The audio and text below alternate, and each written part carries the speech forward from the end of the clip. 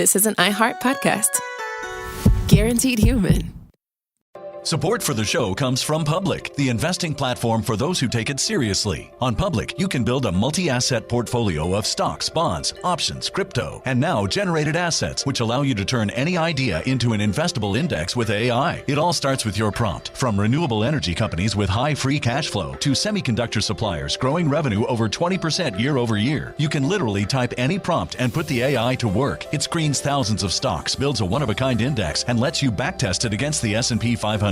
Then you can invest in a few clicks. Generated assets are like ETFs with infinite possibilities, completely customizable and based on your thesis, not someone else's. Go to public.com/podcast and earn an uncapped 1% bonus when you transfer your portfolio. That's public.com/podcast. Paid for by Public Investing. Brokerage services by Open to the Public Investing Inc. Member FINRA and SIPC. Advisory services by Public Advisors LLC, SEC registered advisor. Generated assets is an interactive analysis tool. Output is for informational purposes only and is not an investment recommendation or advice. Complete disclosures available at public.com/disclosures.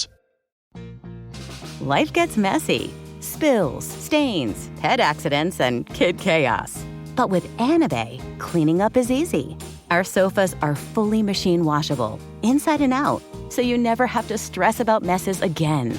Made with liquid and stain-resistant fabrics, that means fewer stains and more peace of mind. Designed for real life, our sofas feature changeable fabric covers, allowing you to refresh your style anytime. Need flexibility? Our modular design lets you rearrange your sofa effortlessly. Perfect for cozy apartments or spacious homes. Plus, they're earth-friendly and built to last. That's why over 200,000 happy customers have made the switch. Upgrade your space today. Sofas start at just $699. Visit washablesofas.com now and bring home a sofa made for life. That's washablesofas.com. Offers are subject to change and certain restrictions may apply.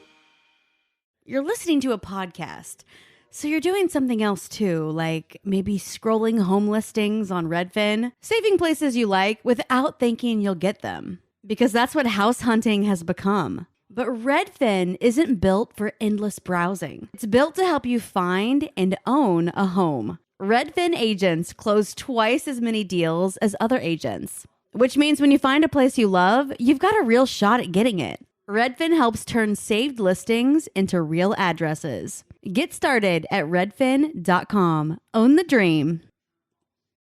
Hey, this is U.S. Olympic gold medalist Tara Davis-Woodhull. And I'm U.S. Paralympic gold medalist Hunter Woodhull. As athletes, our lives are about having a clear path. And a team that you can absolutely trust. So when it came to getting the best mortgage, we chose PennyMac.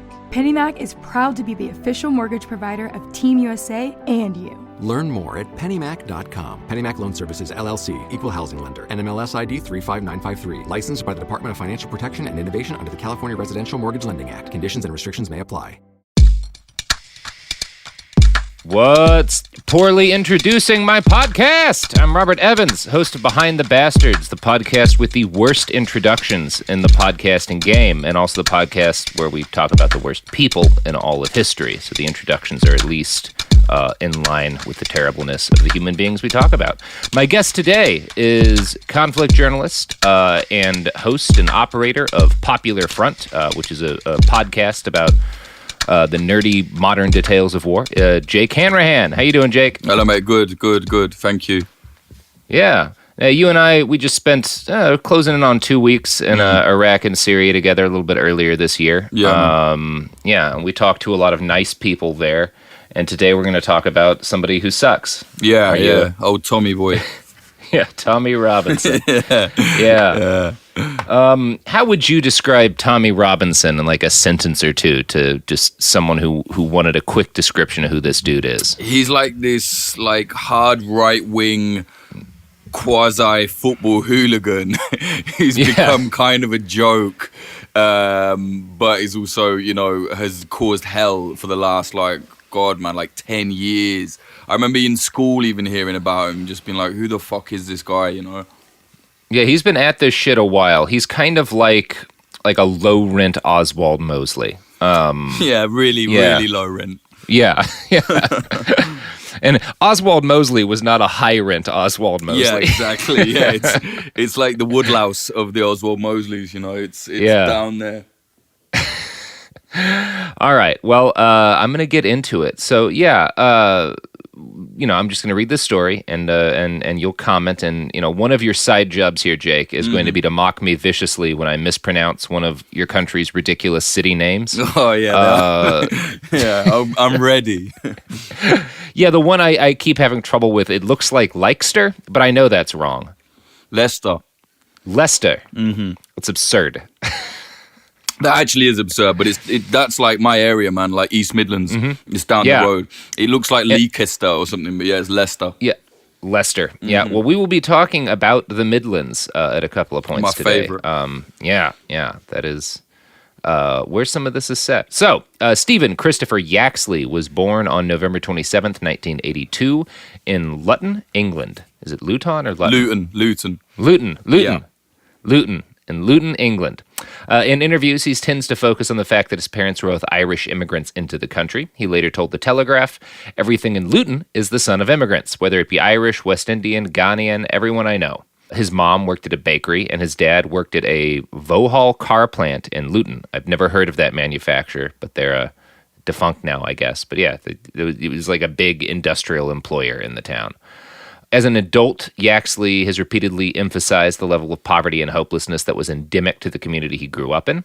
In 2016, he self-published an autobiography titled Enemy of the State, which I have not read because I didn't want to give this guy money since it was a self-published book. However, I did read a number of reviews of the book. One of them was a surprisingly positive review by a guy named Daniel Falconer, who's a book reviewer for the London School of Economics. He chastised the book's flawed and inaccurate analysis of Islam, but he praised Tommy Robinson's writing on the economic state he and his peers grew up in, writing, quote, "That portrait is bleak indeed. Economic vulnerability, social breakdown, and political neglect are themes that surface time and again. Importantly, the drug use, crime, and serious violence that frequently accompany these broader problems are never abstract for Robinson. They are lived realities for him and for his broader community, and he is not shy of describing them in disturbing detail because, as he says, these things are bound to have shaped me in some way. Growing up, hearing the stories and experiencing the reality of life on the streets, you couldn't help but have it touch your life in some way or another." Yeah. And that's, I don't know, like you talk, when we were chatting about like where you come up, you talked a lot about like the kind of poverty in that particular chunk of the UK, which is not the chunk that I think, most Americans, it's like London. Yeah. It's kind of what you hear about, but yeah. Yeah, definitely. I mean, there is one thing you can say that like, he is right about that like how bad I live where he's from, it's like 3 train stops away, like 40 minutes, and there's not a lot of difference. It's my area, where he's Luton, that's like outer London, but I'm Midlands, but still it's just the kind of deprivation is just unlike anything you can really think of, because it's not like so bad that it's like dystopian or anything, but it's just so boring. There's just nothing to do. Do you know what I mean? And the only thing people do is like, basically when you come out of school, you're either going to work in the factory or be a drug dealer. It's grim. Yeah, and it seems like one of the few things to do outside of those occupations is get into fights over whatever it is you find to get into fights over. Like, yeah, and that's 100%. A big part. Yeah. Like in school, for me, like just growing up, it was just, I got my head kicked in so many times just from like, just that was what happened. You would just, you hit a certain age and it's just, right, you fight now. You know what I mean? It's weird, man. It's not nice. Yeah, it sounds shitty. And it sounds like Tommy Robinson had similar kind of experiences in his upbringing. Although I should note that several reporters have found evidence that Robinson comes from a more well-off background than he tends to portray himself. He definitely spent a lot of time in Luton and grew up there as a kid. But there's also evidence that like his family was one of the wealthier families in the area. Emma Moss Lee, reporting for Vice, spoke to several people who grew up with and around him. One of those sources claimed that he came up quite well off as a result of his stepfather's family business, which was like a plumbing business. So it kind of seems like he was one of the more well-off people in a very poor area. Yeah, but like, perhaps, but even, even being well off around these areas, it's not the well off that you would think. Certainly he's not in the Hamptons, you know what I'm saying? Yeah, and he clearly had the same issue with like nothing to do, so like why not fight? Yeah. Now, in his autobiography, Tommy recalls growing up with an assortment of non-white friends, particularly Muslims. I found a very positive review of his autobiography by a far-right author on Medium. The article is titled Knight of the Realm, which is how the guy refers to Tommy Robinson. Here's how that writer summarized Tommy's recollection of his childhood friend group. Quote, in the book, he describes his early years of a bright lad racing through unchallenging schoolwork, easily distracted and always up for a scuffle. Already in his teens, he saw Muslim friends he'd grown up with reach an age and then drift away into big groups of Muslim youths. But a commonplace playground tussle would see dozens of Muslim men arrive soon after, brawls, injuries, and the police called. Now, this is like an angle that Robinson pushes a lot in his media appearance. This idea that, like, as a kid, he came to realize that whenever there were fights, Muslims reacted with a group mentality, and they would all habitually defend each other. I found another quote from Tommy Robinson this time in a Telegraph article stating, quote, the mentality they have, I realized when I went to the World Cup. When an Englishman out there gets in trouble, every other Englishman defends him. It's the mindset. You're away from home and he's your brother. And that's a brotherhood they have every day. You get in trouble outside a nightclub here, they'll get out of their taxis, their chicken shops. They'll come from everywhere. They don't need to know each other just because they're a Muslim and you're not. So, yeah. Okay. Something's... Yeah, I mean, I don't know about that, man. Like, that's bullshit. Like, well, I don't know. Maybe Luton is a very, very different place actually to where I'm. There's not even a mosque in my town. You know what I mean?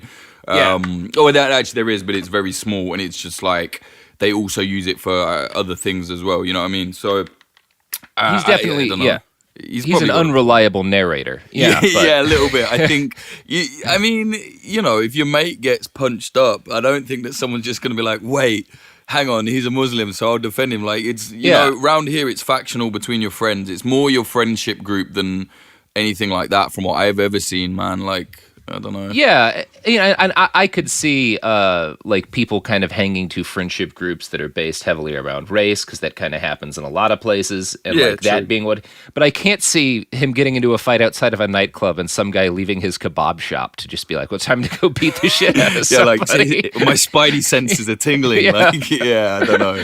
I mean, maybe now just because everyone fucking hates him. You know what I mean? But yeah. I think he's kind of certainly I do think there's a lot of truth to what he's saying in that sense, but I think he's also like creating his own perfect version of it, you know what I mean? Yeah, at this point, I have no trouble imagining people crossing the street to get in a shot at him, but we'll explain why over the course of this episode. So that Telegraph article also includes the claim that Stephen did very well in high school, scoring 11 ACs in something called the GCSE, which I assume is just British school test stuff. Yeah, GCSE is like what you do and then you go on to college. So it's the first big exam. And he did not go on to college, but he claims repeatedly everywhere that you'll find him talking to media that he did very well in like his school stuff up until that point. And he also will usually emphasize that he never needed to study. It's one of those things where this is in like every article where Tommy talks about his childhood. And to my knowledge, none of the journalists who repeat this have actually gotten any records and stuff. And I assume that's kind of difficult to do because that stuff's usually, it's like there probably would be no way to get his high school grades or whatever. But like, I don't know. It's a claim that is repeated that we can't back up, but it's definitely important for Tommy that you know that he did very well in school before he dropped out at 16. I mean, maybe. I mean, certainly maybe. I wouldn't know how to even get my G's. I think I got one GCSE and I wouldn't even know how to get the paper for it, to be honest. So, Yeah, I mean, it's not weird that there's not backup for that. And he's clearly got a type of intelligence, so I wouldn't be surprised if he did do all right in school. Yeah. Now, in that Telegraph interview, Tommy acknowledged that he had problems outside of school, and primarily those problems were his growing love of soccer hooliganism. As a very young lad, he got involved with the Men in Gear, or MIGs, which were apparently an infamous Luton town football gang. One of its leaders and most hooligan-y hooligans was a guy who used the nickname Tommy Robinson. The constant street fights were a hallmark of Stephen's childhood, and they were also the first time he wound up in direct confrontation with Muslims. He told The Telegraph, "Look, when I was at school, Imran and Cameron, two identical twins, were some of my best mates, but there were problems with Muslim gangs, and there were fights between the English lads and the Muslims. Whenever you get in a problem at school, it's flooded with Muslim men. They always seem to be waiting for trouble." So again, that's like a line that just, he makes that point a lot about the way that he thinks these people react. Now, for what it's worth, that Vice profile talked to some other people who grew up around Tommy and claims that his falling out with those twins wasn't a result of them joining a gang, but was because they didn't invite him to a wedding. So who knows? In 1995, when Tommy was 11 and still named Stephen, a 29-year-old man named Mark Sharp was beaten to death by a group of 5 Muslim men while getting kebab for his daughter. The killing seems to have been tied to road rage rather than any racial motivation, but the fact that the attackers were from Bangladesh made it an inciting incident for racists in the area. I don't know, is that one you heard about, Mark Sharp's murder? Yeah, I know about it because, I mean, to be honest, it's not a lie that, like, there's certain groups that it's like, okay, like, don't mess with them. You know what I mean? Sure. And and it's like Bangladeshis, the Somalians, like, the gangs, it's like, don't fuck with them. So there is an element of truth to the fact that, there are like these kind of gangs of certain ethnicities, and it's like, they will just stab you to bits. You know what I mean? And that's not based on racism. It's just based on what has been happening around the area for decades. You know what I mean? Yeah. But it doesn't seem like the Mark Sharp case was a result of that. Like, it seems like this guy got into some traffic stuff. Yeah. Like, you can just get stabbed to bits for nothing here. Like, people are like literally just want to stab you for nothing. It's so sick. It's disgusting. Yeah, see, here in the civilized United States, we just shoot people. You guys. Yeah. We're more gentlemanly, We look our enemies in the face and just stab them and run off. Yeah. Yeah, we kind of spray and pray with an AR-15 into a crowd. So, yeah, I guess I prefer y'all's way, but... Yeah, well, we got acid attacks, actually. So, you do have those. That's a big one now, yeah. That's in. Yeah, that's a big one in the UK, and I'm super excited for when somebody finally synthesizes a drone with an acid attack. That's going to be a great day, yeah. Yeah, it's fucked. It will happen. Yeah. It will absolutely happen. Stephen left school at 16. The Telegraph just notes that despite his academic ability, nobody encouraged Robinson to stay on for sixth form. Rather than continue his academic career, Tommy decided to apply to study aircraft engineering at the Luton Airport. The Vauxhall plant where his father worked had closed down right around the same time he graduated, and the airport was basically the only blue-collar game left in town. Now, the Vauxhall plant closing may have had an impact on young Stephen's attitudes towards Muslims. In decades past, Luton had been a major hub of industry, which had drawn in a large immigrant population. Stephen's mother's family had immigrated in from Ireland, and throughout his childhood, increasing numbers of Pakistani and Bangladeshi Muslims had also moved in. By the year 2000, when Stephen was 18 and the factory closed, Muslims made up 15% of Luton's population. Today they make up like a quarter, and Luton is one of the very few British towns where white Britons are an ethnic minority.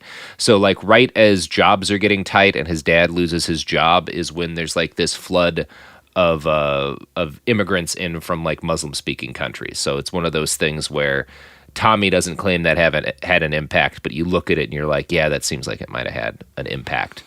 Yeah, I mean, it would piss you off, right? Like, you're some, like, kind of angry young man, and that happens, it would piss you off. I think the thing with Luton is that there's the difference. So I look at it and I think, I don't know, but, like, where I live, it's so small that, like, if you're broke, if you're poor, you're just poor. It's not like, oh, you're in the Muslim bit or you're the black bit or the white bit. Like, everyone's on top of each other. So you don't really care. You're just like, whatever, like, we're all together. But in places like Luton, it's big enough, but also, like, condensed enough to be able to have segregated areas. Do you see what I'm saying? So you can have a Muslim area and the white area and the black area. So there's definitely, like, animosity between all them kind of groups down there, you know what I'm saying? So I can see that something like that, he could then go like, oh, it was because of those lot over there, you know what I mean? Yeah, that actually makes a lot of sense. Yeah, like there's definitely a small segregation there.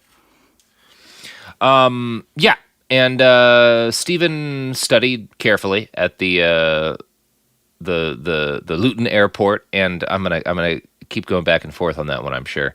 And managed to win a coveted apprenticeship in aircraft engineering. This was quite an achievement. Over 600 people applied to the job, and Stephen was one of only 4 who got in. In 2003, after 5 years of study, he qualified for the job.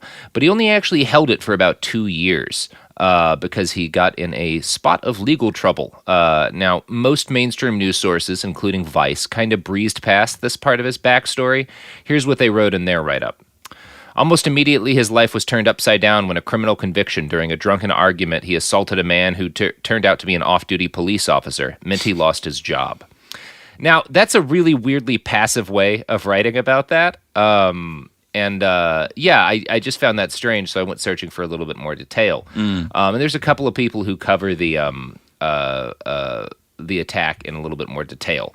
Now, we'll talk about that in a second. Vice also notes that roughly a year before this incident, Yaxley joined the British National Party, or BNP. And the BNP is an outright fascist party. Yeah, completely. Yeah. The guy that that ran it was a part of NF, National Front, which was an openly white supremacist, even Nazi group back in the 80s. Yeah, they're complete scum. Yeah, they're complete scum. They have a paramilitary mob with them called Combat 18. That's right, yeah. Yeah, the 18 is a reference to the name of Adolf Hitler because the first letters of his first and last name are the first and eighth letters of the alphabet. And that group's been tied to a lot of murders. And as far as we know, Robinson wasn't a member of Combat 18, but he did join the BNP. And again, this is kind of weird. Most mainstream sources I read who wrote profiles on him kind of let Robinson whitewash this. Here's exactly how Vice describes it. Quote, Robinson describes his dalliances with hooliganism, as well as a brief stint as a BNP member in 2004, as useful missteps. And they never, go any deeper into it. So I found that a little bit peculiar. There's a little bit more...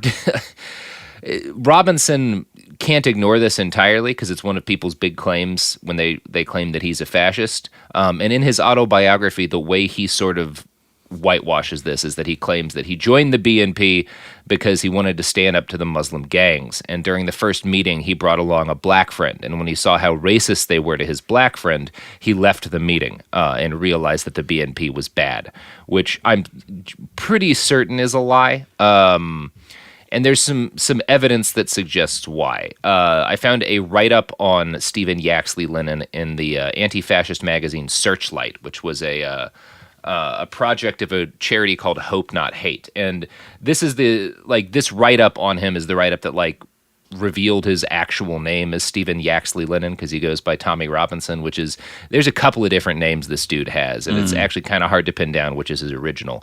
But that write-up of him goes into his backstory and notes, quote, in 2004, he joined the BNP with a family membership. In the same year, he assaulted an off-duty police officer who intervened to stop a domestic incident between Yaxley Lennon and his partner, Jenna Vowles. During the scuffle, Yaxley Lennon kicked the officer in the head. He was convicted in April 2005 for assault occasioning actual bodily harm, for which he was sentenced to 12 months imprisonment, and assault with intent to resist arrest, for which he received a concurrent term of 3 months. Vowles was also a BNP member and was cautioned for possession of cocaine. So that's a different picture than I found kind of painted of him in the, in the Vice article is not positive towards Robinson, but it doesn't dig into this stuff. That's a different case. If this dude's got a family membership in the BNP, that's a real different story right there from just a guy who slides into a meeting and then slides out of it. Yeah, family membership. I didn't even know such a thing existed, Yeah, that's what these folks claim is the case, and they've been right about other details of his backstory. Oh yeah, no, I can believe it. I just didn't even know. You would, it's the sort of thing you would think. Yeah, it seems a little bit deeper than let me just go and talk to these guys for a minute, Yeah. Oh, they didn't like my black friend. Yeah. Maybe these Nazis Surprise. are racists. Yeah, exactly. yeah. And it's also that assault. It's weird how passive the write-ups usually are. It's he assaulted someone who turned out to be an undercover cop. It's no, he was abusing his girlfriend, and this cop walked up and he kicked him in the head. Yeah. That's I'm sure that happened another time as well. Them basically, from what I understand, they're just huge cokeheads, and in fact, even the alt-right have accused him of spending all the money on coke and stuff. That would not surprise me, and is also kind of the same with the a lot of the fascists in Portland and stuff, like a lot of the Proud Boys and Patriot Prayer. Yeah, there's a lot of rumors and a couple of like former members who have alleged like, yeah, the ringleaders spend all of the money they crowdfund on blow, and after all of these rallies, they have big coke parties. It turns out a lot of people who like to fight and do cocaine are also interested in far-right politics. Yeah, well, it's a heady mix, eh? Yeah. Yeah, surprising. So Stephen Yaxley, that's still what he's going by at this point, spent around a year in jail. When he got out, he opened a tanning salon in Luton and moved to Bedford. I keep fucking it up, don't I? No, I'm laughing at the tanning salon. Like, what? Oh, yeah, he opened a tanning salon. What? Yeah. Oh, I didn't even know that, you know. Oh, man. Yeah, Okay. and he moved to Bedford, which is a town near Luton with an average family income, though, of around $250,000. So he's clearly doing a lot pretty well at this point. I tell you what, Bedford is literally like, I don't know, an hour drive, if that. No, it's like 40 minutes away from me. Like, Bedford is pretty poor, you know. Oh, weird. Okay, so that's just a situation moving where there's to some Bedford rich people. Like moving to Bedford is certainly not a step up. Do you know what I mean? Interesting. Yeah, Okay, yeah. see, that's... There are nice areas, don't get me wrong, you know, but nah. It's hard to tell. It's just because all I can look at is like what the average sort of that's there why is, it's kind of, it's hard to tell, right? It's it's a good job. There's it's a good job I've been there, because it's not the best place, but certainly like if he managed to start his own business, I imagine he had a bit of money coming in. Yeah, and his stepfather, you know, they had hard times after his stepfather got laid off from the Vauxhall plant, but he opened up a plumbing business, which seems to have been very successful, and where Stephen also worked, and he also made cash buying, renovating, and flipping houses during this period. Wow. So it seems like he's doing really well, actually, and making a very comfortable income at this period of time in his life. Now, that does not last super long because of some events that occur in 2009. And we will talk about that. But first, Jake, we have to break for your very favorite thing. Ads. Now, Jake, you don't do ads on your show, but is there any product you would like to provide a free ad plug for today? A product or concept? Yeah, a product, a concept, popular front, pretty good concept. That is a good concept. I don't know, man. I would just say, don't do drugs, get fit, and care about nature. There you go. Well, you were the first person saying don't do drugs on this podcast. Oh, really? And I will say this is one area where we disagree with. Yeah. I agree with getting fit and enjoying nature. Absolutely, man. And donating to Popular Front, Yeah, also a good idea. You should also donate to the corporations that ads. Support for the show comes from Public, the investing platform for those who take it seriously. On Public, you can build a multi-asset portfolio of stocks, bonds, options, crypto, and now generated assets, which allow you to turn any idea into an investable index with AI. It all starts with your prompt. From renewable energy companies with high free cash flow to semiconductor suppliers growing revenue over 20% year over year, you can literally type any prompt and put the AI to work. It screens thousands of stocks, builds a one-of-a-kind index, and lets you backtest it against the S&P 500. Then you can invest in a few clicks. Generated assets are like ETFs with infinite possibilities, completely customizable and based on your thesis, not someone else's. Go to public.com/podcast and earn an uncapped 1% bonus when you transfer your portfolio. That's public.com/podcast. Paid for by Public Investing. Brokerage services by Open to the Public Investing Inc. Member FINRA and SIPC. Advisory services by Public Advisors LLC, SEC registered advisor. Generated assets is an interactive analysis tool. Output is for informational purposes only and is not an investment recommendation or advice. Complete disclosures available at public.com/disclosures. Sink into affordable luxury. Anabe is the only machine washable sofa, inside and out. With stain-resistant slip covers and a cloud-like frame duvet, everything goes right in the wash. Plus, the modular design lets you change the look of your space anytime. Visit washablesofas.com to upgrade your home. Shop up to 60% off site-wide, with sofas starting at just $699 and a 30-day money-back guarantee. Shop now at washablesofas.com. Offers are subject to change and certain restrictions may apply.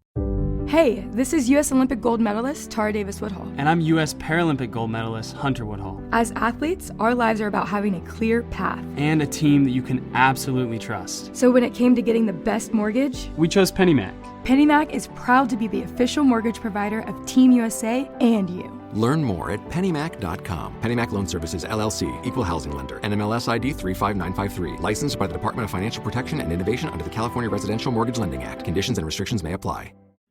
Let's talk about modern home shopping. It's sort of become a fun side hobby, right? Scrolling listings at night, dreaming about kitchens you've never seen, or backyards you haven't even stepped foot in, all from the comfort of pretty much anywhere. Redfin knows a lot of people like you want to own, but are stuck in this browsing mode loop. That's where Redfin flips the script. With listings that update within minutes and tours you can book right from the Redfin app, you can see your dream home the moment it appears. Now, liking a listing is easy, but actually landing it, that's where Redfin comes in. Redfin has over 2,200 agents with local expertise. And Redfin agents close twice as many deals as other agents. That means they want to help you win, not just window shop. Redfin is built to help you go from just looking to wait, this could actually be home. So become the newest neighbor on the block. Visit redfin.com to start finding and start owning. That's redfin.com.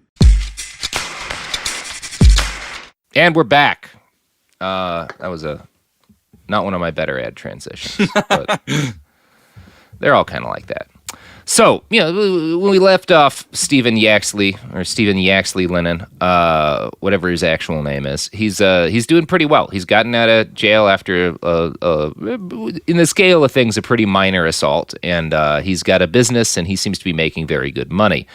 But then in 2009, things start to change for him. And this starts when a group called the Royal Anglian Regiment, which is a British military unit who'd been stationed in Afghanistan, rotated home from deployment. Now, since many of them came from the Luton area, there was a homecoming parade for them in the town. And this did not sit well with members of a local Islamic extremist organization, Ala Sunnah wal Jama. They held a counter-demonstration wielding signs that said, "Anglian soldiers, butchers of Basra, Anglian soldiers, cowards, killers, extremists," and similar things. They shouted that the returning soldiers were child killers and generally did their best to troll the people of Luton. Now, this small demonstration was immediately condemned and disavowed by other Muslim groups in the area, but that didn't stop it from acting as a radicalizing catalyst for local right-wing extremists. A write-up by the University of Northampton notes, quote, "This small Islamist protest was specifically designed to both be offensive and provocative. Although numbering no more than 20 protagonists, it offered the perfect opportunity for an instance of tit-for-tat radicalization to develop in the town." Which is very much what you see, is this kind of like there will be these extremist Muslim groups that will like recruit people in some cases for actual like for the Taliban or whatever, and more often just sort of say really kind of like the Westboro Baptist Church in the U.S. where that is exactly that's such a good way of describing it. Actually, yeah. It's like Jihad Westboro Baptist. To be honest, man, we had like a good 5 years in England where we just had a real problem with these hate preachers, man. Like it was a nightmare. You would see them all the time, and they really, really did the worst thing possible because it did radicalize a lot of people. People that perhaps didn't really know any Muslims or like didn't really care about them either way would then see these people and then be like, and then you know what I mean? And then the ball starts rolling into this kind of radical stuff. It was really bad, man. Yeah, and that's exactly what happens here. And that but it happens to this whole town as a result of this, like the kind of series of events that this group like starts into being. The extremist Muslim protest of the Anglian soldiers' homecoming led to a huge amount of press coverage, which riled up local hooligans and provided an opportunity for right-wing extremists to organize them in counter-demonstrations. One of those extremists was a dude named Paul Ray.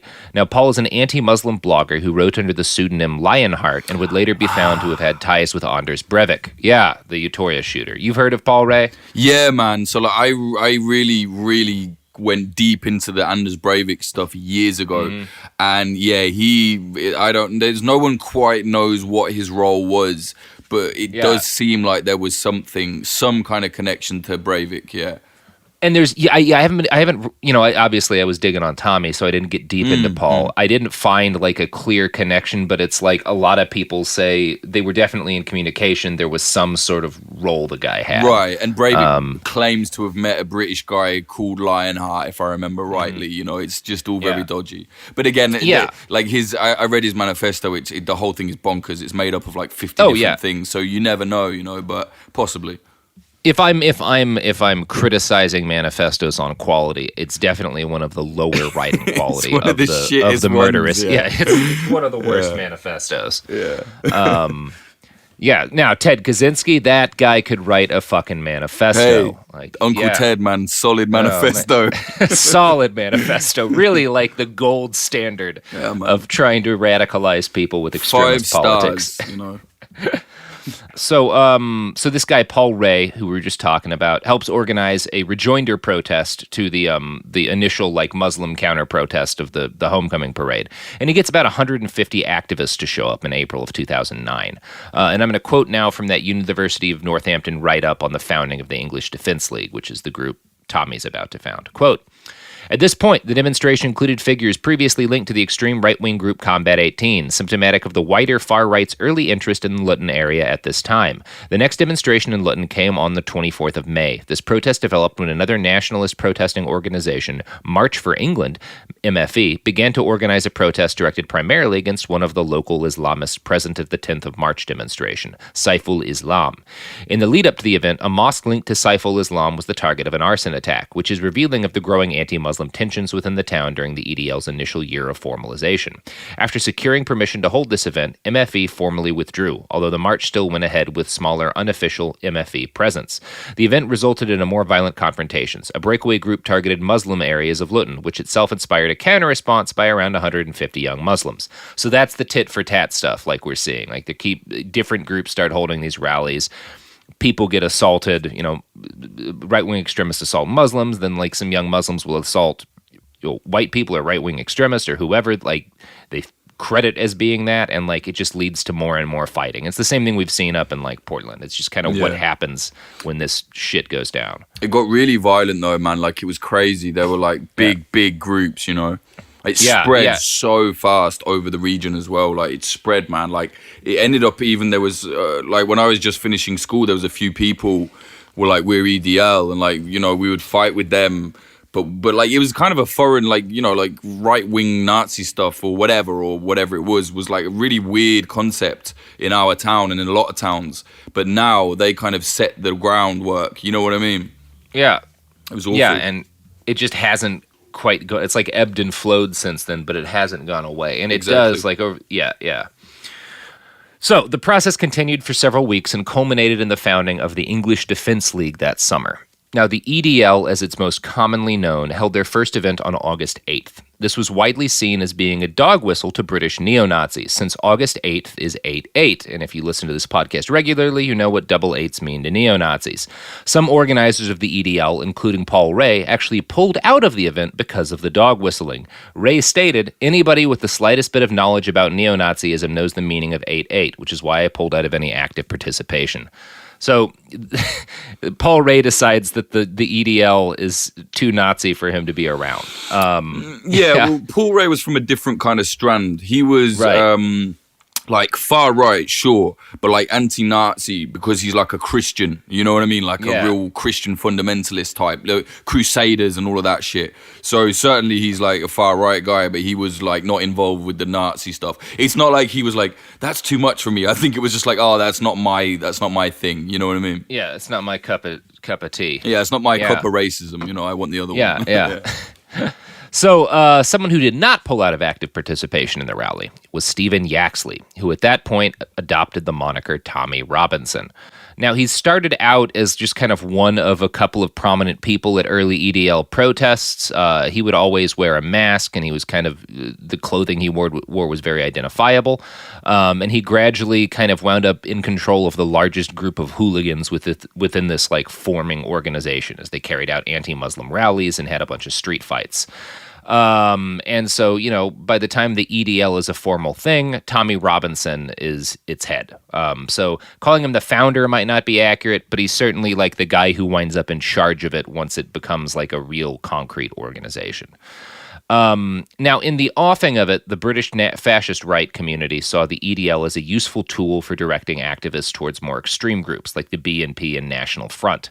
However, the EDL's more moderate appearance and more diverse membership allowed it to accrue vastly more public sympathy and support than any explicitly fascist organization ever could. As the months went on, Tommy Robinson made the wise decision to explicitly reject the Nazi roots of his organization, at one point burning a swastika flag on BBC Newsnight as a symbolic rejection of the ideology. And this works. The EDL actually spreads very rapidly at this point. And Facebook was utterly critical to that. Robinson was very effective, though, at building a grassroots movement. There was no real clear political ideology in the EDL in its early days, just a hatred for radical Islam and probably more than anything, a desire to get into street fights. Certainly, EDL...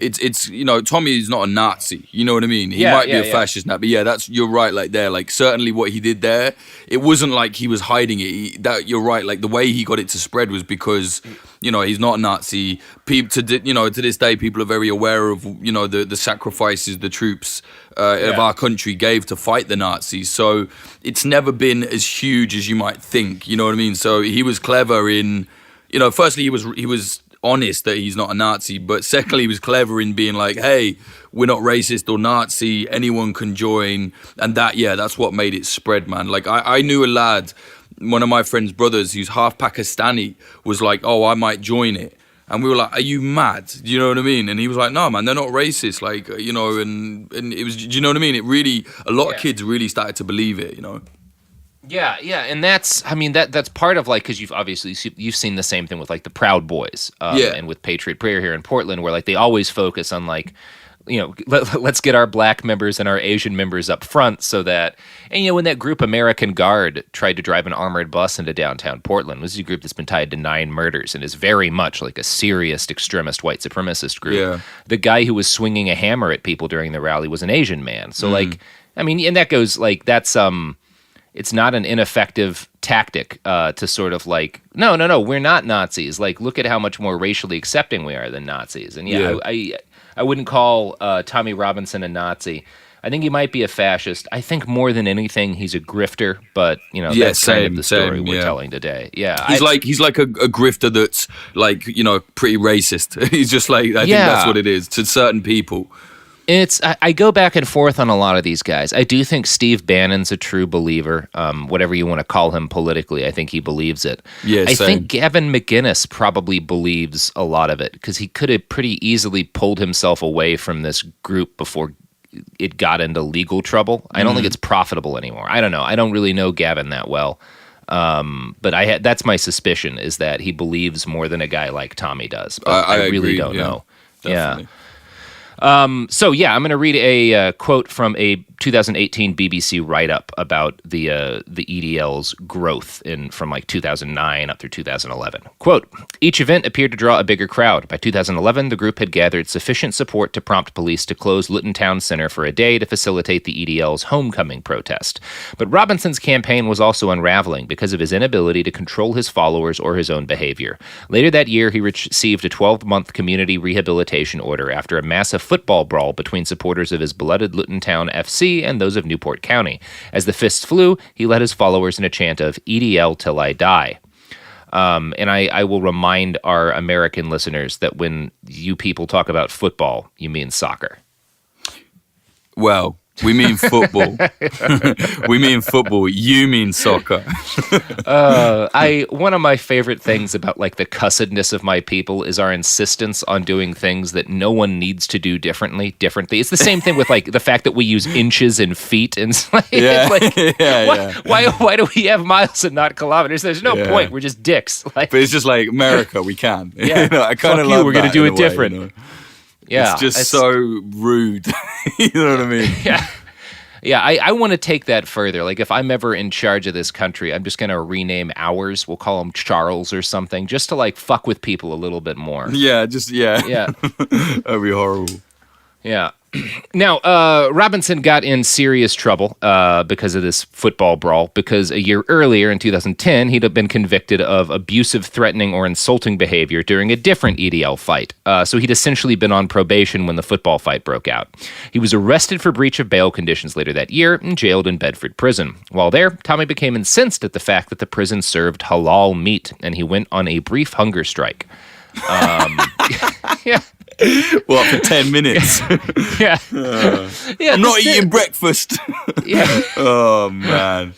I'll never understand, like, the kind of right-wing obsession with, like, halal being something sinister. Like, no one cares, man. Like, all the kebab shops on my area are halal. Like, we just go in, it's like, hey, boss, kebab. Like no one gives a fuck. Like, these people are maniacs. Yeah. It's I don't know. It's frustrating. I wish every country would be better off with more kebab shops. It's the best thing to eat when you're wasted at 3 a.m. Absolutely. Like, nothing comes close. Just a big pocket of cow. Oh, I love them. Fat doner. Yeah, fucking doner with just everything. I'll dress that son of a bitch. Yeah, I miss doners. So in September of 2011, after pretty shortly, I think, after getting out of jail, Tommy was convicted of assault again after he headbutted one of his own marchers during a 2,000-man rally in Blackburn. Robinson claims that the guy was a Nazi, and it's really hard for me to tell precisely what went down. It's possible the dude was doing Nazi shit and Tommy didn't want him at his rally. It's possible the fight was about something else. Either way, the whole fight sounds very silly, which I think is exampled by the fact that his form of assault chosen was a headbutt. What's not silly is that EDL members during this time got up to a lot of much more sinister shit. So as the number of folks who showed up at that Blackburn rally should tell you, by late 2011, Tommy's little band of hooligans had turned into a national movement. And the rise of the EDL saw a corresponding rise in hate crimes against British Muslims. Faith Matters, an organization aimed at reducing extremism, launched a program to track hate crimes against Muslims in March of 2012, largely as a result of the increase in hate crimes that happened after the EDL's growth. In the first 12 months after starting that program, they received 632 reports of separate hate crime incidents. 54% of perpetrators had far-right ties. Nearly all of those were either to the EDL or to the British National Party. But numbers are boring, so let's look at a specific incident of violence from old Tom Robb's mob. In June of 2011, a bunch of activists in Yorkshire held a Rage Against Racism concert. The EDL showed up, and I'm going to quote the Yorkshire Evening Post on what happened next. 2 people were injured at Saturday's all-day Rage Against Racism event. One man had teeth knocked out. Kevin Barry, assistant manager at The Well, formerly Joseph's Well, suffered an injured wrist during the fracas while shielding himself from a missile as he stood behind the bar. He said a group of around 15 people, estimated to be aged between 16 and 23, barged into the premises shouting and chanting EDL. So the way they chant it as well, they go EDL like that. Like, it's just you. I've been at a rally before, like against it, like covering it. You know what I mean? Back in the day, and you just hear it coming from down the road. It's just like, oh, it's horrible, man. You know what I mean? Yeah, that sounds foreboding. Yeah, exactly. That's the right word for it. Yeah. Yeah, I'm sure that's the goal. Now, around the same time in Dagenham, 2 young Muslim men were walking down the street when they had the bad luck to happen onto a mob of probably drunken EDL men on their way back from a rally. One victim later recalled, quote, "We were walking home when we spotted the EDL march. The next minute, somebody starts shouting at us, 'Muslim bombers off our streets.' Suddenly, everything changed. I was pushed and 5 men attacked me. I was punched. I could see a much larger group of between 30 and 50 of them surrounding my brother. He was on the floor. They were kicking him and punching him all over. He couldn't move. I was terrified. I didn't know if he was alive." I think several of the EDL guys later, like, were given jail time. There were like broken bones, like pretty serious assault. Like, fuck those kids There's up. loads of those, man. Like loads of those. Like that. It just kept going on. Yeah, I just picked 2 cases to kind of highlight what was going on because I don't want to just run through a laundry list of shit like that. Right? Yeah. Fuckers, man. Yeah, that's enough color on EDL violence. You get the point. So let's get back to their leader, Tommy. In May of 2012, Tommy Robinson was caught flirting with a 15-year-old girl on Twitter.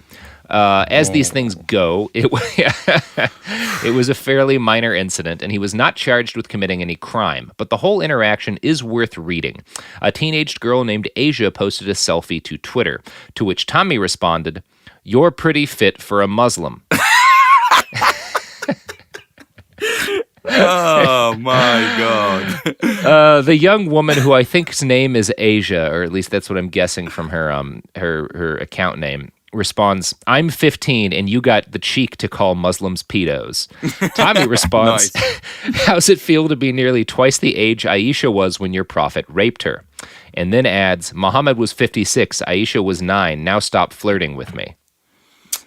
Tommy. Okay. Yeah, Tommy was, Robinson. Thirsty Tommy is the worst thing ever. Yeah, it's pretty gross. Yeah. I can just imagine him though, like I laugh at him, man. Like me and my best friend, we watch him every now and then.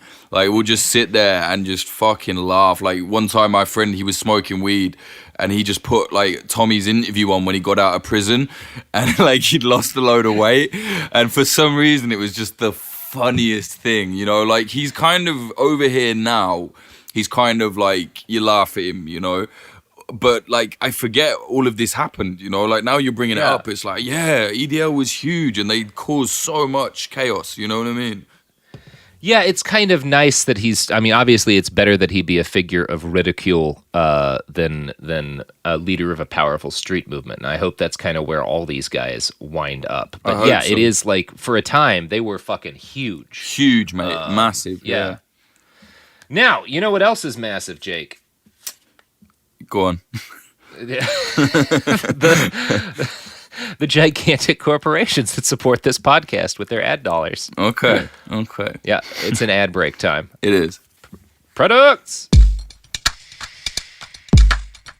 Support for the show comes from Public, the investing platform for those who take it seriously. On Public, you can build a multi-asset portfolio of stocks, bonds, options, crypto, and now generated assets, which allow you to turn any idea into an investable index with AI. It all starts with your prompt. From renewable energy companies with high free cash flow to semiconductor suppliers growing revenue over 20% year over year, you can literally type any prompt and put the AI to work. It screens thousands of stocks, builds a one-of-a-kind index, and lets you backtest it against the S&P 500. Then you can invest in a few clicks. Generated assets are like ETFs with infinite possibilities, completely customizable and based on your thesis, not someone else's. Go to public.com/podcast and earn an uncapped 1% bonus when you transfer your portfolio. That's public.com/podcast. Paid for by Public Investing. Brokerage services by Open to the Public Investing Inc. Member FINRA and SIPC. Advisory services by Public Advisors LLC, SEC registered advisor. Generated assets is an interactive analysis tool. Output is for informational purposes only and is not an investment recommendation or advice. Complete disclosures available at public.com/disclosures.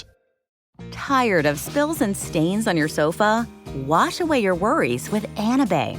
Anabay is the only machine washable sofa inside and out, where designer quality meets budget-friendly prices. That's right, sofas start at just $699. Enjoy a no-risk experience with pet-friendly, stain-resistant, and changeable slip covers made with performance fabric.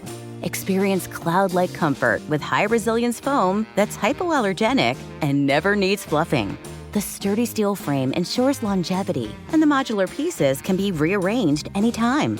Shop WashableSofas.com for up to 60% off site-wide, backed by a 30-day satisfaction guarantee. If you're not absolutely in love, send it back for a full refund. No return shipping or restocking fees. Every penny back. Upgrade now at WashableSofas.com. Offers are subject to change, and certain restrictions may apply.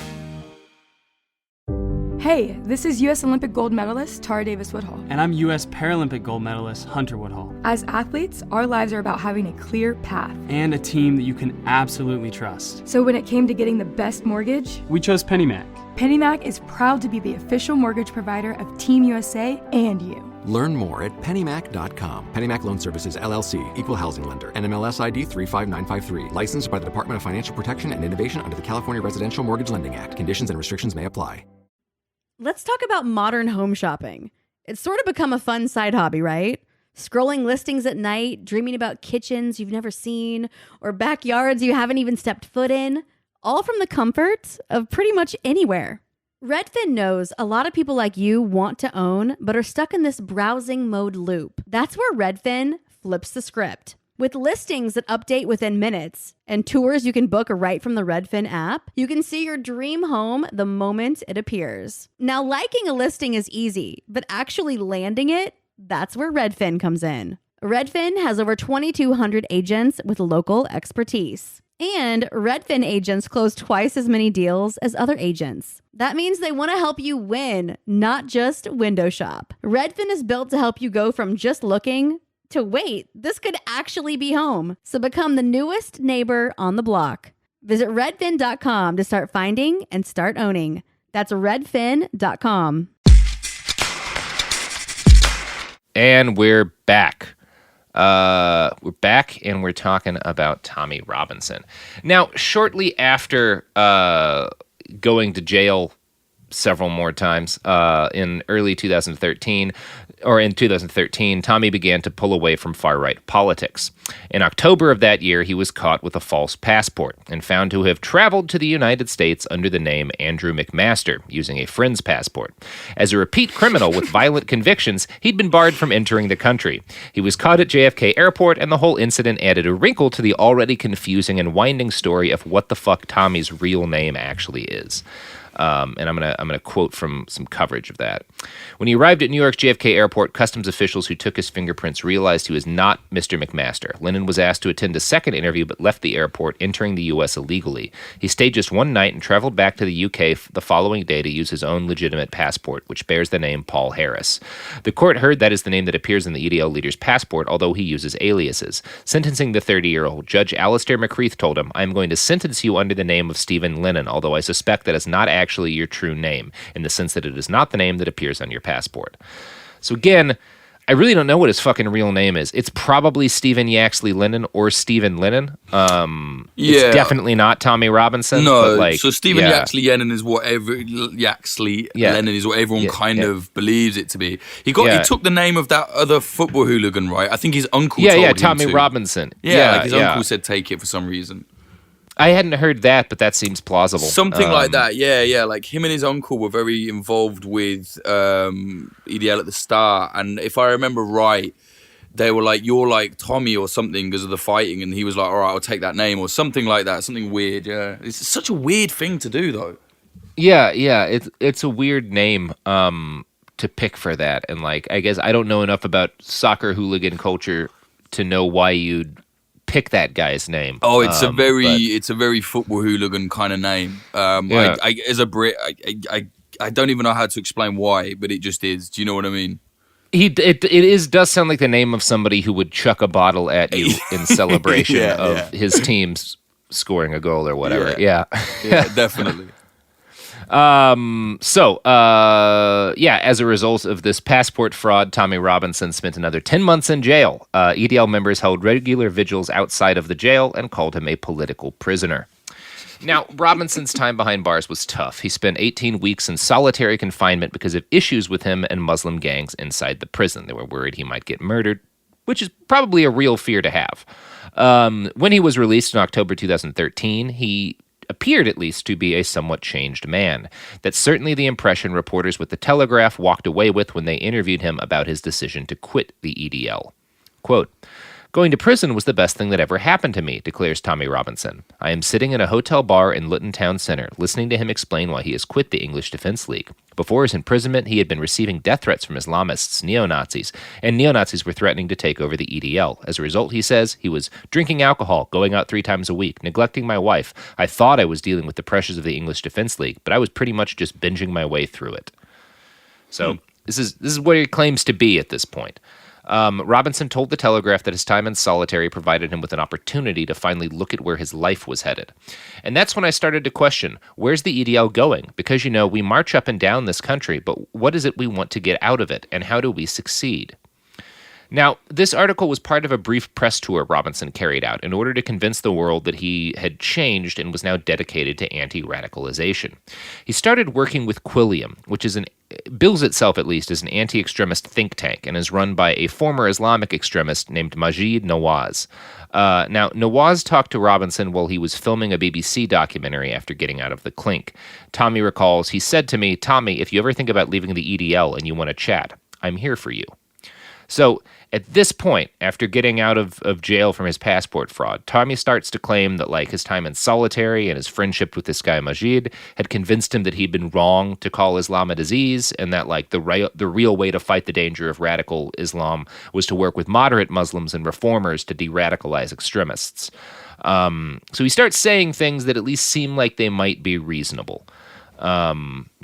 That's kind of the twist that Tommy Robinson's life takes at this point in 2015. It was a shock that I remember like loads of EDL types were fuming with him, obviously, you know what I mean? But I'll be honest, back then I was quite young when that happened, but he did seem kind of genuine at the time. I think he had like a very brief moment of clarity and, you know, realized that like, oh, like this is radical Islam is a very specific thing. It doesn't mean Islam, you know what I mean? But then, he didn't last long. No, it did not last long. And part of that is because in November of 2013, like a month after that Telegraph article, Tommy Robinson pled guilty to mortgage fraud. He can't stop. He can't stop committing crimes. He just loves it. Like he's addicted to just getting himself in petty crimes. Like it's just his favorite thing, man. It's so weird. Always petty, and he's never any good at it. Like, how do you even do mortgage fraud? Like what? Yeah, I'm not going to claim to understand the ins and outs of this particular case, but the basics of it is he worked with a crooked mortgage broker to obtain mortgages under false pretenses. Like the authorities think that Tommy probably made about the equivalent of about, $300,000 something like that, about 160,000 pounds. Wow. Okay. As a part of this scheme. And the broker he worked with made about 4 times that much money. She came out very well, other than going to prison with him. Now, this would be an entirely nondescript story of white-collar crime, if not for the fact that Tommy Robinson is a right-wing extremist, and his partner in crime was a mortgage broker with the name Deborah Rothschild. Oh, here we go. Okay, the Jews are about to get accused. Yeah. Right. I mean, as far as I know, like I haven't found any evidence she's actually connected to the Rothschild family. And like, to be honest, a crime on that small a level would be kind of small beans for. Yeah, it'd be a joke, like the worst Rothschilds ever. Yeah, yeah, the very worst of the Rothschilds. What, you did a flipping mortgage scam? Like what? Yeah, and I'm sure you can find Nazis in the BNP who like got all conspiracy-ish about that. Well, that's what I'm saying. I have heard before, like on Stormfront when I used to go in there, like for research, and on Pole as well. They all call him like a Jew lover and stuff. Like they're really like anti-Semitic towards him because I think he even went to Israel and stuff as well and was like pro-IDF and stuff. Yeah, he's very pro-Israel. He does not. I will say this: like he doesn't seem to be anti-Semitic. Yeah, like that doesn't seem to be one of the things Tommy has pushed. Yeah, and he's clearly willing to work with the Rothschild. So, Tommy was sentenced to another 18 months in prison. Obviously, he didn't do all of that, but he did a lot of it, and most of his time, he had to serve in solitary due to the perceived danger, again, that he would face from Muslim gangs. By the time Tommy got out of prison, it was 2016, the year of everybody's favorite election and a motherfucking boom period for the global far right. Robinson instantly discarded all of his prior claims of working towards racial reconciliation. Instead, that did not last. You might make that out as a case that like all prisons do is radicalize people. I think in this case, Tommy just saw that there was money in being a racist again. And literally, here's another chance. Yeah. So, basically, as soon as he got out, he joined a group called Pegida, or Patriotic Europeans Against the Islamicization of the Occident. Is that what Pegida, the what? Sorry, the Occident. Is that what? The fucking the Occident. Okay, right. Whatever. I don't know why it ends in an A either. Other than that, they decided that Pegida sounded dumb. Sound like pedo. Oh man. Fucking. I forgot about them. Stupid They were Nazis. fucking clowns, man. Yeah. They were initially German. They spread, but like they started out as a German far-right anti-Islam movement, and they saw huge early success, drawing in more than 25,000 people into the streets for protests before a bunch of their leaders quit due to scandals. One example of that, pictures surfaced of their founder dressed as Adolf Hitler. Surprise. Yeah, right. Yes, real surprising. Yeah. So all of that went down before Tommy was out of prison. Once he was free, he showed up to speak at several of their events in Germany. He warned attendees that the mass of Syrian refugees entering the continent constituted a military invasion. Then he announced that he'd be running the UK branch of Pegida. He started planning rallies, which led to one of my very favorite Twitter interactions of the entire Tommy Robinson saga. So I found this Twitter post screen capped on an archived Facebook page for the Midlands Anti-Fascist Network, so your own local anti-fascist group. Yeah, and this is from January of 2016. A user named Will Black says, "Hey Tommy, how is the Pegida March going to be different from the drunken EDL mobs you led?" And Tommy responds, "The banners will say Pegida instead of EDL."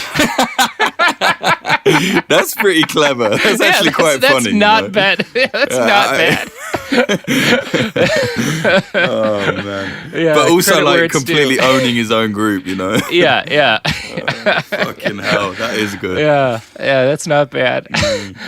So in February, he held his first and I think only Pegida March. Roughly 200 people showed up, which is quite a decline from his 2011 numbers. Many of those people bore placards that said Trump is right. The rally was uneventful as these things go, and Tommy's association with Pegida did not last long. Once he was out of jail, he began focusing on a new fear-mongering grift, I should say. One that was even easier to cash in on than fear of Muslim terrorists. Fear of white English kids getting raped by Muslims. During a speech at the Oxford Union, he focused on sexual grooming gangs from Muslim nations and accused police of allowing these people to rape children because they were scared of being called racist. Quote, "We have a two-tier police force that treats crimes within the Muslim community differently." Now, when he made this statement, Robinson was not just referring to a vague conspiracy theory. He was hearkening back to a specific crime, or rather 20 years of crimes. The Rotherham child sexual exploitation scandal. Have you heard of this, Jake? Yeah, I was going to say, actually, this is real. Like, this isn't... it's like a fucked up story. This is really... And what he said about the police being scared to report was actually proven to be true as well. They basically said, like, we were too scared to kind of investigate this for being accused of being like anti-Muslim or whatever. So it was an absolutely abhorrent thing. I mean, it wasn't a Muslim sex grooming gang as much as it was like, I mean, yeah, sure. Like, it depends how you see it. It wasn't like they weren't doing it in the name of Islam. They just happened to all be Muslim. But there was also like white guys in it that weren't religious as well. Yeah. But it was whatever it was. It was a horrific thing that honestly got very little attention in the media. And I actually, I hate to say this, but I do think he's right that it was just the liberal media was too scared to properly dig into it, I think. And unfortunately, that allowed the right wing to just run with it and just talk shit, you know what I mean, and turn it into something it wasn't, which then just the biggest fallout from this was that the victims didn't get the proper, attention that they should have. Really horrible situation. Yeah, and we're going to dig into it a bit because it's a lot more complicated and messed up than Tommy wants to give it credit for. Because at what you one of the factors absolutely is the police, and not just the police. It's actually primarily not the police, but other authorities were scared of being seen as racist. Sure, but there was a lot more that went on to it as well. And like you said, one of the big tragedies here is because it got so politicized. Due to a mix of right-wing grifting and liberal being afraid to be seen as racist, everyone missed a lot of the really critical lessons about like why this was allowed to go on for so fucking long. Exactly. First off, this obviously it's very much a real crime. The total number of girls molested and raped as a result of the Rotherham trafficking ring was probably over 1,500 and may have even been significantly more than 1,500. Jeez, I didn't even know that. Sure. Yeah, it's a huge number. A sizable majority of the traffickers were of Pakistani or other Asian heritage. And I should note here, in the UK, when people like the term Asian, when it's used, often refers to Muslims, specifically the way that like it's used in this context. And in the US, we don't really see it that way, but like they're generally talking about people from Pakistan and Bangladesh. Yeah, that's right. You and me were talking about it in Syria, actually. Yeah, right? yeah, like, yeah. Asian for you would be like kind of like, I don't know, like Chinese or Japanese. Right. Japanese. Yeah, here like Asian, you kind of mean like Indian, Pakistani, you know, maybe even Afghans sometimes, you know, which actually would make more sense. But you know what I mean? Yeah. It's different, yeah. Yeah. And here, like, I mean, we a lot of times people will call like someone from Afghanistan like a Middle Easterner, which is like, no, that's not really right. Not right either.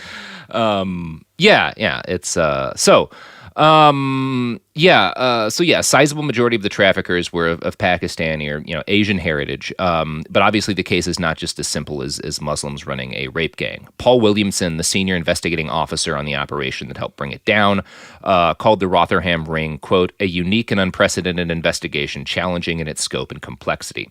Now, he claimed a toxic mix of factors allowed the sex ring to persist from 1997 to 2013. One of the journalistic organs that actually did a pretty good job of covering this is The Guardian. They devoted a lot of coverage to it, and I'm going to quote from some of that now. Quote, he said a failure by police to listen, safeguard, and investigate the reports had led to a corrosive lack of trust among victims that the NCA was still trying to break down. And one reason why the police failed to listen was, in fact, a fear that this would damage community cohesion and cause ethnic strife and be seen as racist. But this was not the only factor. The biggest issue with getting police to take this seriously was that these girls were being sexually trafficked, as in they were being used as prostitutes. And while, like, rational people can say that all underage sex trafficking victims are rape victims, not prostitutes, that does not stop them from being treated like prostitutes by police. The Guardian notes, quote, and this is like summarizing the findings of an investigation into the abuse ring. In a small number of cases which have already received media attention, the victims were arrested, and these are the young girls, were arrested for offenses such as a breach of the peace or being drunk and disorderly, with no action taken against the perpetrators of rape and sexual assault against children. Within social care, the scale and seriousness of the problem was underplayed by senior managers. At an operational level, the police gave no priority to child sexual exploitation, regarding many child victims with contempt and failing to act on their abuse as a crime. Further stark evidence came in 2002, 2003, and 2006, with 3 reports known to the police and the council, which could not have been clearer in their description of the situation in Rotherham. The first of these reports was effectively suppressed because some senior officers disbelieved the data it contained. So, not wanting to be seen as racist was a factor, but based on at least all of the reporting on this, it seems like a bigger one is cops just assumed these young girls were prostitutes and were more willing to arrest them than to investigate them as victims of a crime because they, yeah, exactly. Yeah, it's like, awful, man. It's fucked up. It's very fucked up. Now, there's a very detailed government report on the whole clusterfuck, and it does, I'm going to read here what it says about issues of ethnicity and how that played into the case. Issues of ethnicity related to child sexual exploitation have been discussed in other reports, including the Home Affairs Select Committee report and the report of the Children's Commissioner. Within the Council, we found no evidence of children's social care staff being influenced by concerns about the ethnic origins of suspected perpetrators when dealing with individual child protection cases. In the broader organizational context, however, there was a widespread perception that the messages conveyed by some senior people in the Council and also the police were to downplay the ethnic dimensions of CSE. Unsurprisingly, frontline staff appeared to be confused as to what they were supposed to say and do and what would be interpreted as racist. From a political perspective, the approach of avoiding public discussion of the issues was ill-judged.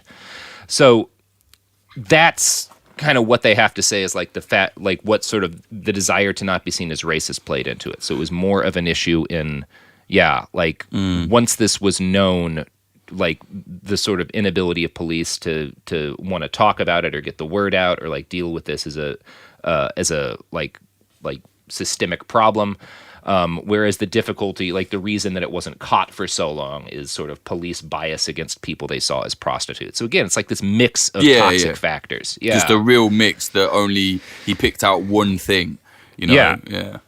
Yeah, and it sucks. The whole thing sucks. And because we live in the 21st century where nuance is dead, the only takeaway from this story for millions of people is that gangs of Muslims are grooming and raping white girls.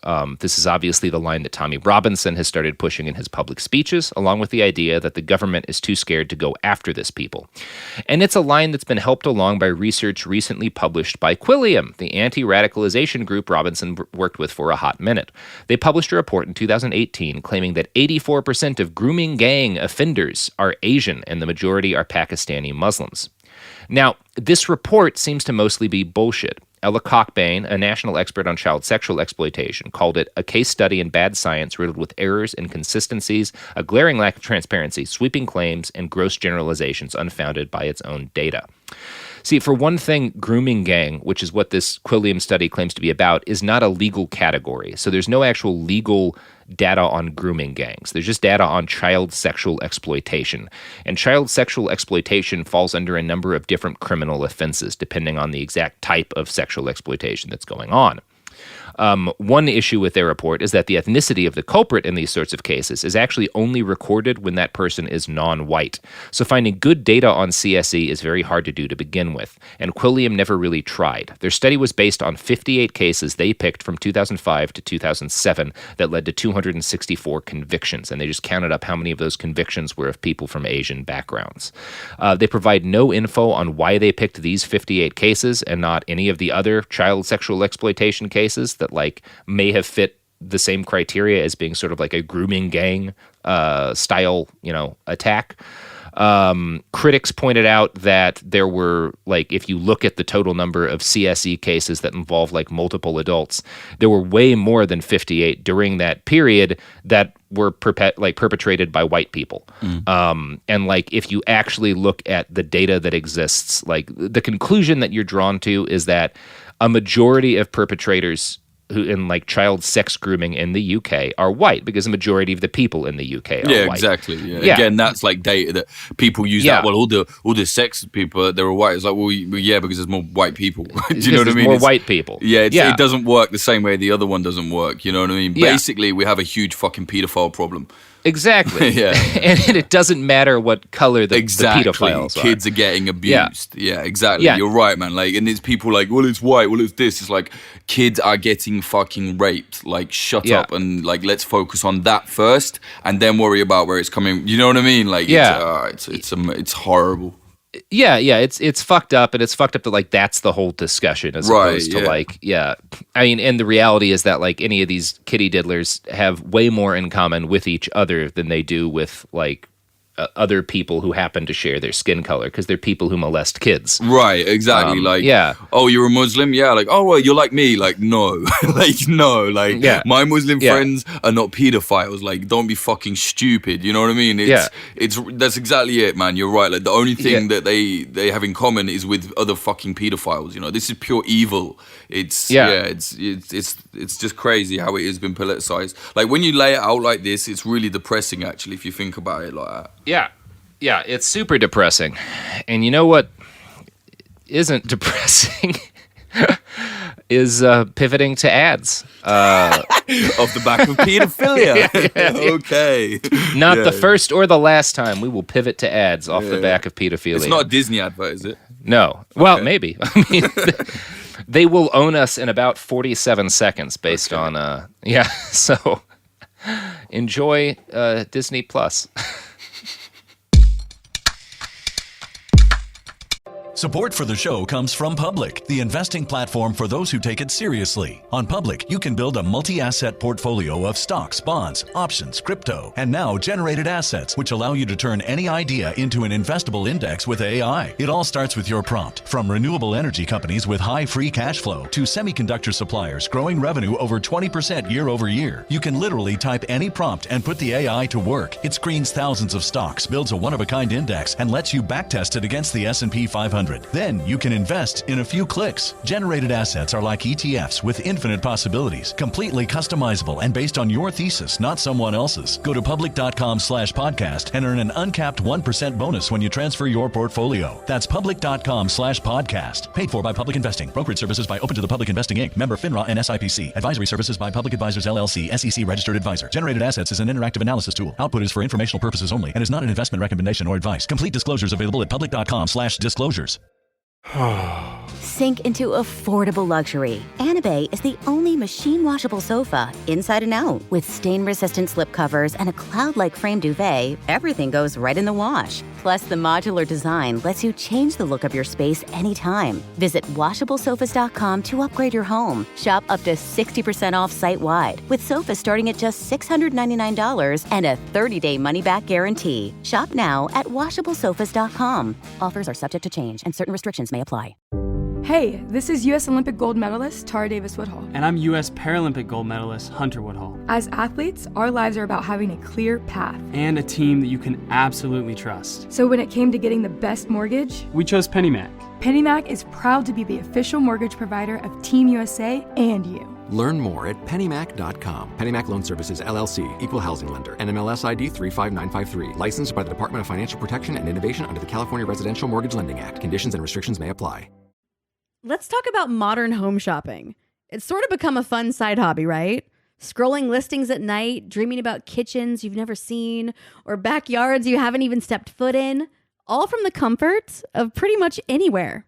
Redfin knows a lot of people like you want to own, but are stuck in this browsing mode loop. That's where Redfin flips the script. With listings that update within minutes and tours you can book right from the Redfin app, you can see your dream home the moment it appears. Now, liking a listing is easy, but actually landing it, that's where Redfin comes in. Redfin has over 2,200 agents with local expertise. And Redfin agents close twice as many deals as other agents. That means they want to help you win, not just window shop. Redfin is built to help you go from just looking to wait, this could actually be home. So become the newest neighbor on the block. Visit redfin.com to start finding and start owning. That's redfin.com. We're back. Now, in 2017, Tommy Robinson got a sweet gig writing for Rebel Media, a Canadian far-right outfit in part funded by the Mercers, who are very wealthy American business people who like to fund far-right media groups. He received about $10,000 a month in salary from them, which he largely used to put out videos that he hoped would ignite right-wing rage about the Islamicization of England. This led him to Canterbury Crown Court in 2017. He showed up at the courthouse to film the defendants in a child grooming case. Robinson's justification for this was essentially predicated on the idea that law enforcement was too scared to bring these evil Muslims to justice, and so him filming these people was the only way to ensure that they got their due. So Robinson, yeah, solid plan, Tommy. Robinson filmed for an hour or so and approached several of the defendants. This was all illegal, as the case was subject to reporting restrictions that expressly forbade what Tommy was doing. He was arrested and sentenced to 3 months in prison, but given a suspended sentence which he triggered the next year when he showed up outside of Leeds Crown Court to again film defendants in a child sex grooming case.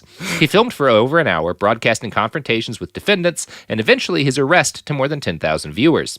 This whole mess activated Tommy's suspended sentence and added another 10 months to his term in jail.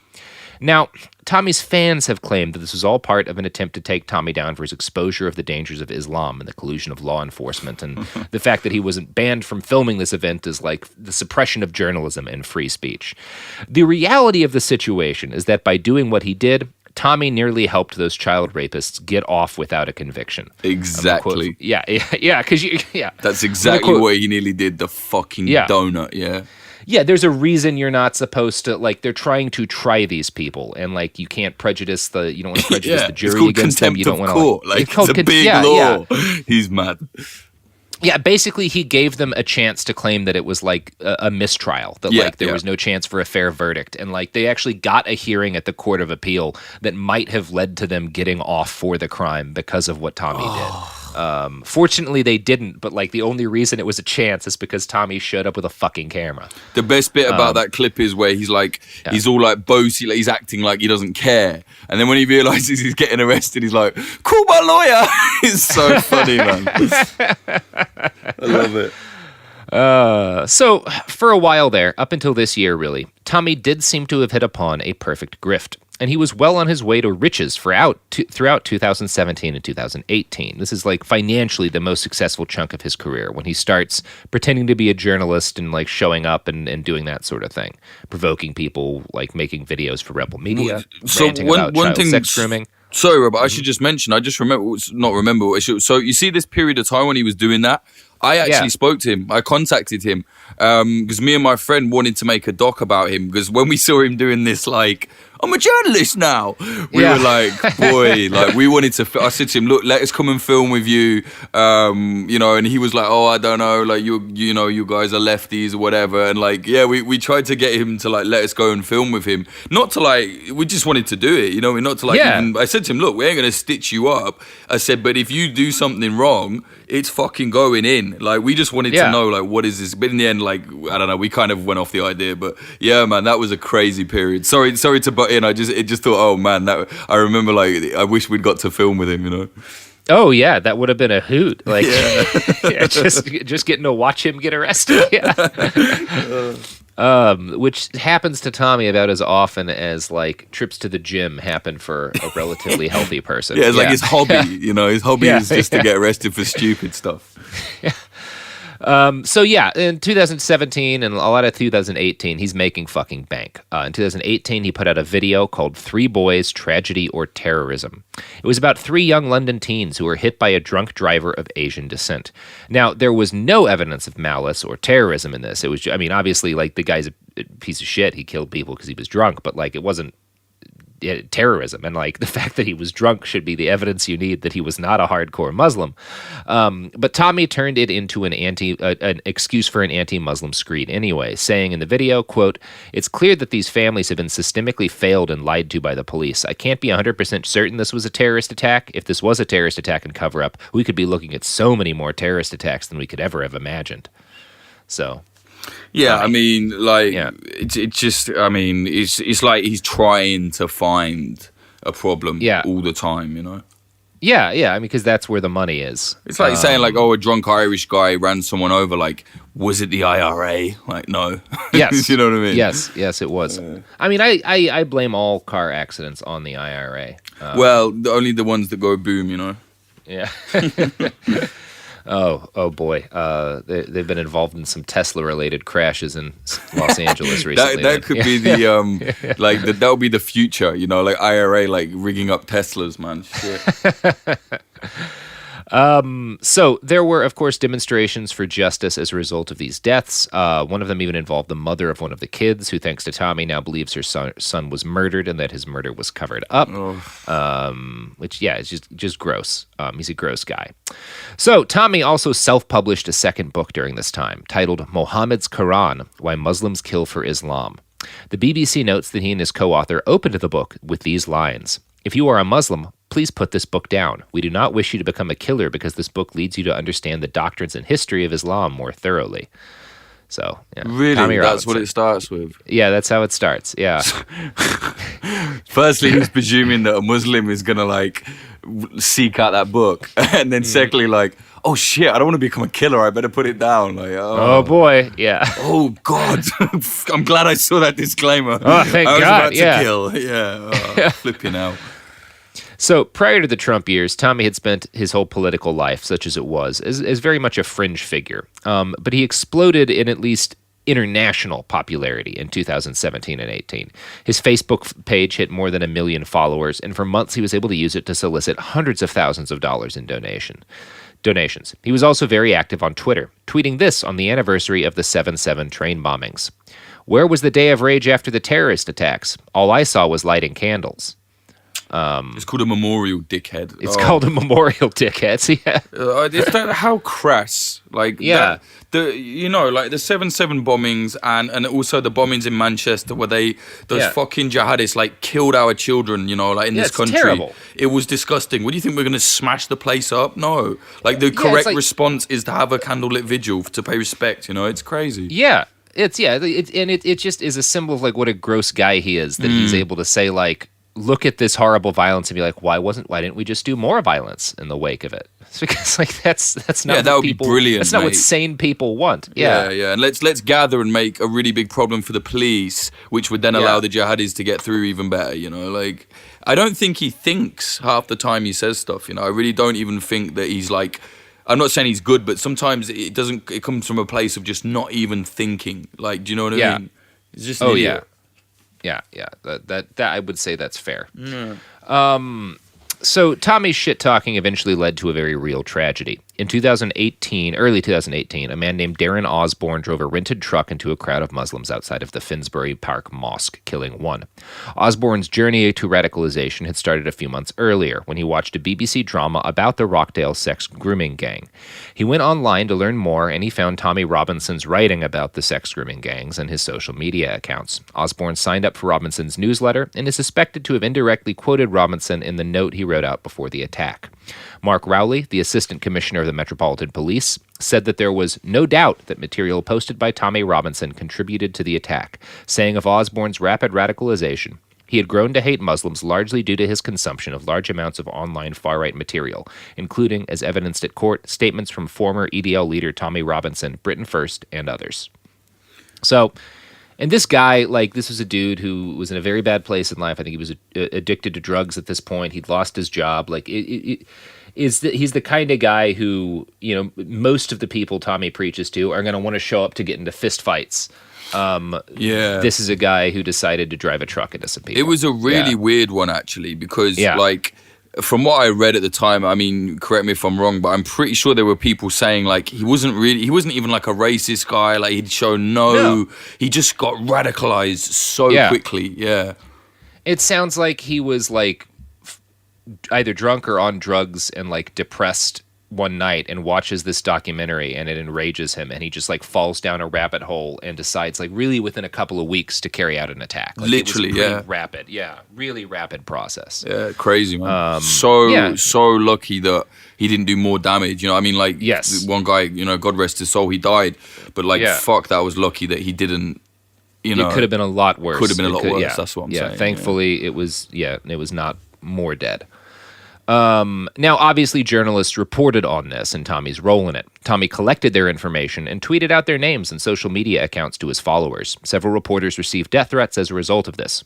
Tommy got messy enough with his social media and the way he phrased things that by the end of 2018, he'd been kicked off of every major platform as well as PayPal for massive and constant violations of their terms of service.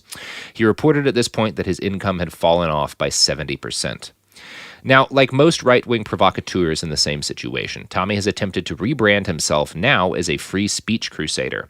His last post on Twitter before being banned was, "The truth has to be told. I can't do it without you." After he was banned, he held a Day for Freedom march on Downing Street with the Breitbart London editor and Milo Yiannopoulos. Now, Breitbart, I should note, also received a lot of funding from the Mercer family. So did the U.S.-based think tank, the Middle East Forum, which, curiously enough, has fronted Tommy's legal bills for his, illegally filming defendants in a court case and nearly getting child molesters off on a technicality thing. So that's who's paying for his legal bills right now, is the Middle East Forum, which is backed by the Mercers, who also backed Rebel Media.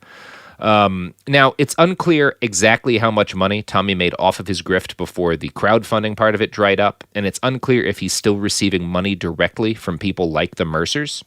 We do know that earlier this year, he put his $1.8 million house up for sale.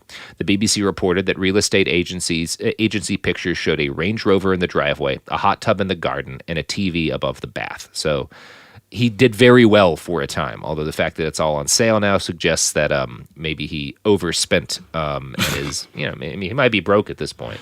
Yeah, or he's just fucking moving. You know what I mean? Or he's just fucking moving. Or he just needs more coke. Yeah, or he needs more coke, and it's really expensive when you're in jail. In July 2019, as a result of his second illegal court filming arrest in violation of his suspended sentence, Tommy Robinson was sentenced to another 9 months in prison. Before his sentencing, he sent out this plea to President Trump. I feel I am 2 days away from being sentenced to death in the UK for journalism. Today I call on Donald Trump, his administration, and the Republican Party to grant me and my family political asylum in the USA. He thought he was like Bobby Sands, he really believed that he was this political prisoner. He had a fucking t-shirt on. I saw it on social media, and it said the UK is North Korea. Just basically like, oh, I'm getting sent to prison, and then suddenly the UK is North Korea. Like, it was bonkers, man. And it said like convicted for journalism. Like, it was convicted for journalism. Yeah, it's so good. Like, he really went he just jumped the shark. Like, he became this fucking I don't know, just a caricature of himself. You know what I mean? And it's the kind of thing, if there were the slightest bit of doubt in anyone's mind that he if he had been a little bit smarter about how he got in trouble or something, he might have gotten a response from the president. But it was just like so obvious that you just committed a crime and you're doing time for the crime you committed. Even Donald Trump didn't want any part of that grift. And you're wearing a t-shirt comparing America's biggest ally to the biggest dictatorship going. We like them now. Oh yeah, right. Yeah, Trump. Yeah, he's a special friend. That is true. Yeah, but he might change his mind in 10 minutes. So yeah. Mm-hmm. Yeah. Now, Jake, that would be a nice, fun note to end on, Tommy going to jail. But rather than that, I think I'm going to close out with this footage I found in an article by The Independent of Tommy Robinson that he apparently filmed himself on vacation in Italy on what appears to be an enormous amount of cocaine. So we're just going to watch this video, and I need my listeners should know that in the UK, the word gear is slang for drugs. Yeah. Yeah. So I just sent you the link. Why don't you click that and play it? The thumbnail is already just gold. Oh, my. It's just like a big, he looks like a shouting bald baby in the thumbnail picture. Yeah, like he's got a head like a bowling ball with like fucking gel on it. Okay, come on, let me watch this. Let's see. Stephen Yaxley Lennon. Yeah. Okay, got it. Contains some foul language. Okay. Yeah, it sure does. Move over, because me coming through, and this is what me I'm going to do. I'm going to punch you in the head, I kick you in the face, because I am the king of the whole Islam race! No matter where I've gone in the world, I score. I'll show you tonight. As soon as we get in this pub, I'm going to record it for you. I've gone to Qatar, bruv. I've gone to Doha. Mate. The school gear of the sesh while they're all praying. I've gone everywhere, mate. Everywhere. Every city I've gone to. When we went to Germany for the World Cup, I was like, see you later, lads. Where you going? Mate, he's going 10 to the dozen, and tonight, he's just... I can almost feel the sweat on his forehead. Oh, yeah. Yeah, you can smell him in that video. Yeah, he's clearly done enough cocaine that it would probably have killed someone who hasn't been eating cocaine every weekend for the last 20 years. He's the guy, you see him at like 3 a.m., and you're like, right, lads, we're going in. And he's the guy that you don't even know. Who's like, come on, boys, let's have another drink. And you're like, mate, fuck off. Like, do you know what I mean? Like, get a taxi, man. Good God, yeah, he's really, I didn't even know about this. I'm so glad I found this. Well, you found this, rather. Yeah, it's incredible. Yeah, he talks about starting a world war. And yeah, you get him like talking about how he wants to go fight for Israel if there's a war between Israel. So... Tommy Robinson. I love how he says, I'm the king of the whole Islam race. Yeah, what do you even mean by that? Islam race. And then bragging about buying drugs in Doha. I can score anywhere, mate. Like, oh man, like he would go to jail for so long if they caught him doing that. Oh yeah, he would never see the bottom of that hole. Jesus, man. It's one of those things. Like, yeah. We call it like gack. Like, they call it gack. He's a fucking gack head. You know what I mean? Like, he's clearly a big coke head. He does a lot of coke, man. Like, I think one of, like, Lauren Southern or one of them ones, like, was saying recently in a letter that, like, he's just been fucking... No, actually, it might have been... I don't know. But one of them was just saying that, like, they know for a fact that he just gets fucking high on coke all the time from all the donations he gets, you know? Mm-hmm. And it's so expensive in England. Like, cocaine is, like, I don't even know, like, what... I don't know, like £60, £70 a gram, you know? So it's a lot of money. So yeah, he must be really off his nut. Yeah, I think he made hundreds of thousands of pounds, and I think he spent the bulk of it on keeping his nose fed. I bet. That's the idea. I wouldn't doubt it. Yeah, absolutely, man. Yeah. Which, you know, if a guy like Tommy Robinson's going to spend money on something, poisoning himself with cocaine is not the worst way he could spend the money. And it's not like if I had to choose where all of those right-wing grifters' dollars should go, some random coke dealer, probably better than them continuing to have the money. So yeah, I mean, fuck it. Yeah. It's got to be better than like it going to Rebel or all that shit. You know? What I mean? Yeah. It's either that or they spend it on funding some armed militia in the U.S. or whatever. I'll let it go to a coke dealer. So this episode is dedicated to Tommy Robinson's coke dealer. Whoever you are, real hero of the story. Now, Jake, we're at the end of the episode, and you have a very special thing to plug. Not just Popular Front, but this fundraiser that you are currently running for it. Yeah, man. Thanks. So my platform, Popular Front, it's grassroots journalism, conflict journalism, 100% independent. And right now we're trying to raise £10,000 because basically all our equipment is fucked. We just don't have a lot of money to do anything with at the minute. So we're trying to raise 10 grand to like buy new equipment, make everything more efficient, and certainly like the rate at which Popular Front is growing, which is rapid. I need some money to just go, hey, like, you know, bring people on board or whatever. So yeah, so we're trying to raise 10 grand to make more content and put it out quicker, basically. So if you go to popularfront.co/10K, you can get involved there. And what Popular Front does that I think is so valuable, I mean, number one, you guys put out a lot of, or you, I should say at this point, put out a lot of really interesting content and valuable work at a very quick race, considering like what a shoestring you currently operate on. And I can say that like my other podcast, It Could Happen Here, like a good number of the things, the details that I included when I was like trying to figure out like what a hypothetical U.S. Civil War would be like, were based on things that I heard about in episodes of Popular Front, like that episode you did talking about like drone warfare and stuff, and like how much that's evolved in like Syria with all these like off-the-shelf drones. Like there's it's really important work. Like it's not just like most war journalism, it's either like too broad to be super useful, or it focuses entirely on the stuff that I don't know, is like what some editor sitting in an office thinks is going to get clicks. Right. Yeah. And I think Popular Front is way more interesting and provides really critical context on like how war is evolving in this decade that we're in. So I think what you're doing is great. Thanks, man. That's really nice to hear, especially from you, man. And yeah, that's definitely what we do. You know, we focus on the very niche things, and we go into the detail that, like you said, the commissioner at the big legacy media won't allow their journalists to do. No, they're going to want another story about some ISIS guy. Exactly. Yeah. And so you know, you do good work. Donate to Popular Front, listeners. Unlike Tommy Robinson, Jake will not spend your money on cocaine. Absolutely not. On anti-drugs.